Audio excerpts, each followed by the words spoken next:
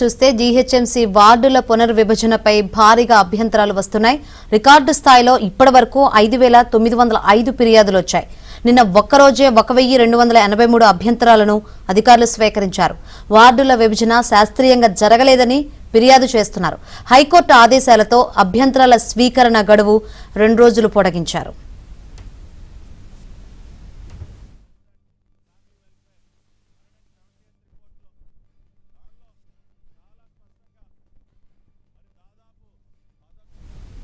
దీనిపై మరింత సమాచారం మా ప్రతినిధి నుమాన్ అందిస్తారు.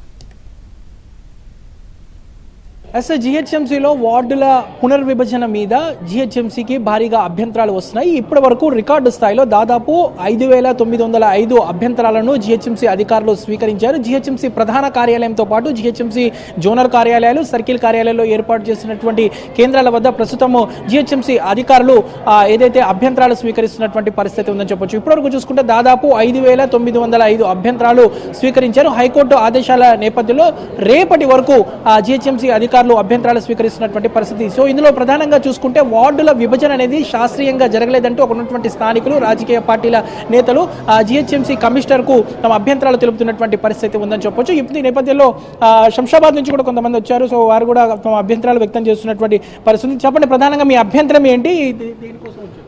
శంషాబాద్ సర్కిల్ నుంచి మేము వచ్చామండి. అయితే శంషాబాద్ యాక్చువల్గా 5 ఏళ్ల కింద మున్సిపాలిటీ ఉండే, 2020లో మున్సిపాలిటీని చేశారు. అక్కడంతా గ్రామీణ వాతావరణం ఉంటుంది. దాన్ని తీసుకెళ్ళి మళ్ళీ దాంట్లో ఒక 7 గ్రామీణ ప్రాంతాలు అంటే గ్రామ పంచాయతీలు ఉంటాయి. మొన్న లాస్ట్ నవంబర్లో వాటిని తీసుకెళ్ళి మున్సిపాలిటీలో కలిపి మళ్ళీ తక్షణమే ఇమీడియట్గా 2 నెలల్లో వాటిని తీసుకొచ్చి జిహెచ్ఎంసీలో కలిపారు. అది ఏ విధంగా సాధ్యమవుతుందని చెప్పాలి, ఎందుకంటే అక్కడ అంతా గ్రామీణ వాతావరణం ఉంటుంది. తీసుకొచ్చి మమ్మల్ని మాకు సంబంధం లేనటువంటి శంషాబాద్ని తీసుకెళ్ళి చార్మినార్ జోన్లో కలుపుతూ ఉన్నారు. మా మెయిన్ ఎజెండా మేము ఒకటే చెప్తా ఉన్నాం, ఏంటంటే సీఎం గారికి కానీ, ప్రిన్సిపల్ సెక్రటరీకి కానీ, ఆర్వి కర్నల్ సార్ కానీ ఒకటే మేము రిక్వెస్ట్ చేస్తూ ఉన్నాం, అప్పీల్ చేస్తూ ఉన్నాం, ఏంటంటే మా శంషాబాద్ని సపరేట్ జోన్గా చేయండి.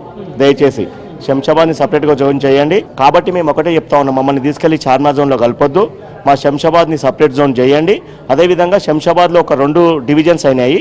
ఆ 2 డివిజన్స్ని 2 కాకుండా సుమారుగా ఒక 4 నుంచి 5 డివిజన్స్ చేస్తే అందరికీ కూడా సౌకర్యంగా ఉంటుందని చెప్పేసి తెలియజేస్తున్నాం సార్. అదే మా డిమాండ్, మా విజ్ఞప్తి గవర్నమెంట్కి మొత్తం మేము ఇదే చెప్తా ఉన్నాం. ఒక 1 వీక్ నుంచి శాంతియుత నిరసనలు, ర్యాలీలు కూడా బాగా చేస్తూ ఉన్నాం మేము. మా అభ్యంతరం ఒకటేనండి, శంషాబాద్ పక్కకున్న 7 గ్రామ పంచాయతీ తీసుకొచ్చి మున్సిపాలిటీ కలిపారు. ఆ మున్సిపాలిటీ కలిపిన 6 నెలలకే తీసుకుపోయి దాన్ని జిహెచ్ఎంసీలో వేసారు. జిహెచ్ఎంసీని తీసుకుపోయి వార్డు తీసుకుపోయి 7 వేసారు, జోన్ తీసుకుపోయి చార్మినార్ వేసారు. మేము ఒకటే అడుగుతున్నాం, పబ్లిక్కు జనాలకు ఇబ్బంది లేకుండా మాకు కావాల్సింది శంషాబాద్ జోన్ చేయాలి. శంషాబాద్ ఇంటర్నేషనల్ ప్రపంచ దేశాలలోనేమో శంషాబాద్, ఆ శంషాబాద్కు నోచుకున్నది రంగారెడ్డి డిస్టిక్ని తీసుకుపోయి శంషాబాద్ డిస్టిక్ చేస్తామన్నారు, అది చేయలేరు.